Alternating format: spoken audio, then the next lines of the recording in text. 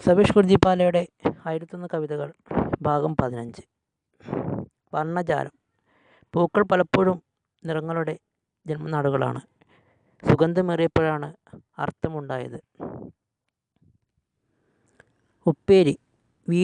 വീതിയിലൊന്നളന്ന് നീളത്തിലൊന്നളന്ന് കൊത്തിയരിഞ്ഞ് പല കഷ്ണങ്ങളാക്കി വീതം വച്ചപ്പോൾ ബാക്കി വന്നത് ആർക്കും വേണ്ടാത്ത നന്മയായിരുന്നു. ഉരുള. ഉരുളയുരുട്ടി രൂപപ്പെടുത്തുന്നതിനിടയിൽ ഒരു വറ്റ് മാത്രം ഉരുണ്ടുപോയത് തിരിച്ചറിയാഞ്ഞതുകൊണ്ടാണ് ജീവിതത്തിൽ ഒരിക്കലെങ്കിലും കരയേണ്ടി വന്നത്. തകൃതി. ആർക്കും വേണ്ടാത്ത ഒന്നായിരുന്നു വിജ്ഞാനം. എന്നിട്ടും നഷ്ടപ്പെടലുകൾക്കിടയിൽ നഷ്ടങ്ങളായത് ബാക്കി വന്നത് അപ്പോഴാണ്. മൃദുലം. തുടിപ്പുകളൊന്നും ലോലമായിരുന്നു. എന്നിട്ടും അറിയാതെ അറിഞ്ഞപ്പോഴാണ് ത്വരിതഗതിയിലായത്. തരളം. ദുർബലമായിരുന്നിട്ടും എന്തിനാണ് അടിച്ചമർത്തിക്കൊണ്ട് സ്വയം ചെറുതായി ഇരുളിൽ അലിഞ്ഞത്? പതിവ്. ബാല്യം മുതൽക്ക് തുടങ്ങിയതാണ്. നാടുതിണ്ടി സഞ്ചാരം.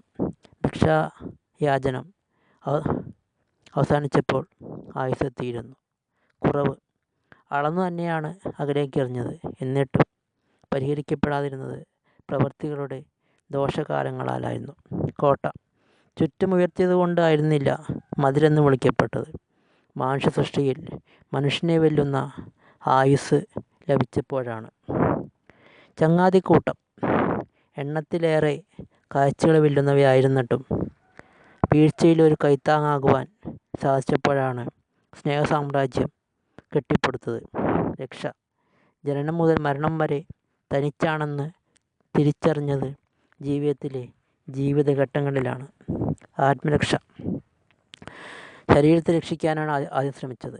പിന്നെ ശ്രമം വിഫലമായത് തിരിച്ചറിവ് മൂലം ആത്മാവ് മരിച്ചപ്പോഴാണ്. സ്വയം പീഡനം. ആരെയും തിരിച്ചറിയാതെ ഒരു യാത്രയായിരുന്നു. പിന്നെ വിഫലമായൊരു ജന്മത്തിലേക്ക് എരിഞ്ഞടങ്ങാൻ തീരുമാനിച്ചത് നിസ്സഹായത കൊണ്ടായിരുന്നു.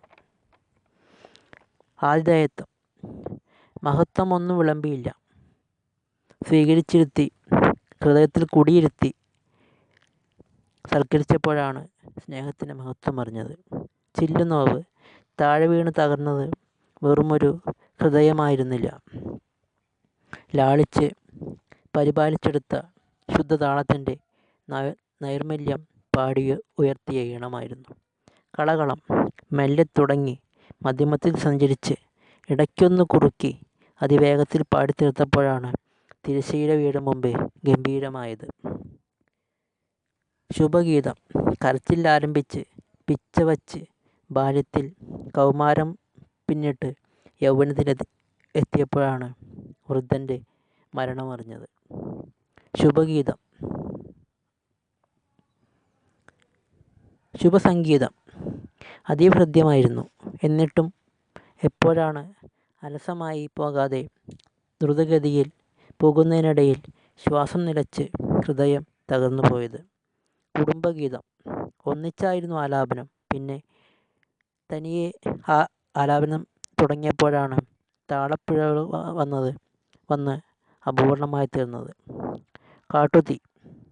മെല്ലെ ആരംഭിച്ച് ആളിപ്പടർന്നപ്പോൾ അറിഞ്ഞില്ല അടിത്തട്ട് ഇളക്കി മറിക്കാനുള്ള ശക്തിയുണ്ടായിരുന്നുവെന്ന്. വിഭ്രമതാളം. ആശങ്കകൾക്കിടെ പടർന്നു കയറി ജീവിതത്തിലൊരു കാട്ടുതീയായി ആളിപ്പടർന്നപ്പോഴാണ് പൂന്തോട്ടം മരുഭൂമിയായി തീർന്നത്. വിഘടനതാളം. കൂട്ടിയിണക്കാനെന്ന ബോധ്യം ഉണർത്തി തരളിതമായ ഹൃദയത്തെ കാർന്നു തിന്നുന്നതിനിടയിൽ അറിഞ്ഞിരുന്നില്ല വിഷജ്വരമേറ്റത് സുഹൃദയത്തിനാണെന്ന്. അനന്തശയനം.